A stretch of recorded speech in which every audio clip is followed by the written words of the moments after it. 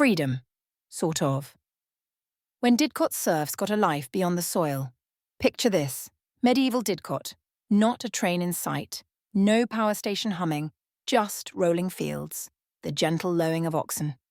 And a whole lot of people who, let's be honest, had a pretty raw deal. We're talking about serfs, folks. They weren't slaves, but they certainly weren't booking any spontaneous trips to the Costa del Sol either. Their lives were tied to the land, their lords, and a never-ending cycle of tilling, sowing and paying dues in eggs, chickens, or back-breaking labour. Then, something rather extraordinary and surprisingly undramatic began to happen in Didcot. By 1417, the dusty old ledgers show that serfdom, or villenage, as the fancy folk called it, was effectively abolished here.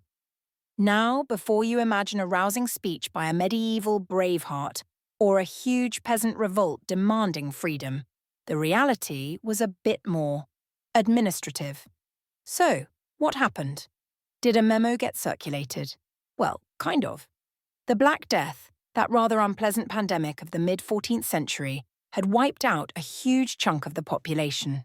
Suddenly, labour was scarce, and a serf who could work the land was a valuable commodity.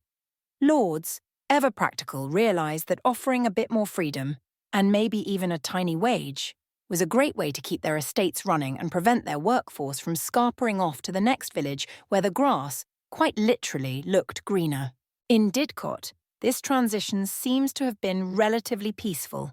Instead of dramatic uprisings, we likely saw a gradual evolution. Serfs started paying rent in money rather than labour, buying their freedom and gaining the right to move, marry, and make their own choices. All things that sound utterly basic to us, but were revolutionary back then. Imagine the sheer relief. Right, no more turning out for Sir Reginald's fields on a Tuesday. I'm off to, well, probably my own fields, but at least I own them now. While Didcot never had a Bastille to storm, or a Declaration of Independence to sign, the quiet abolition of serfdom was a monumental shift.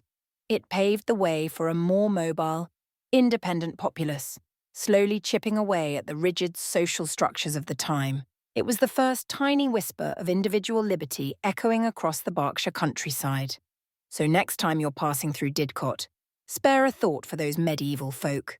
From being tied to the land, they slowly but surely gained the freedom to choose, to earn, and perhaps even to dream beyond the next harvest. It might not have been a party with fireworks, but for Didcot's former serfs, On 17 certainly marked the beginning of a brighter, freer chapter.